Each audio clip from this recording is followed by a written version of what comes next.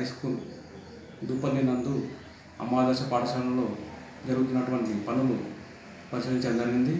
ఇందులో girls toilets మరియు boys toilets పూర్తి కావడం జరిగింది. మరియు తాగునీటి వసతులు కూడా కల్పించడం జరిగింది.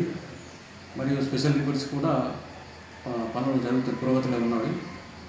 ఈ 4-5 రోజుల్లో టీ రూమ్ కూడా అందుబాటులోకి వస్తుంది.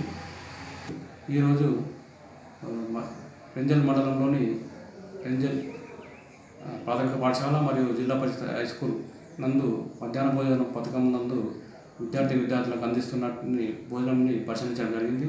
దానికి సంబంధించిన రికార్డులను కూడా సంబంధిత ప్రధాన కార్యాలయం నందు పరిశీలించడం జరిగింది. మరియు దానికి సంబంధించి కొన్ని సూచనలు కూడా జారీ చేయడం జరిగింది.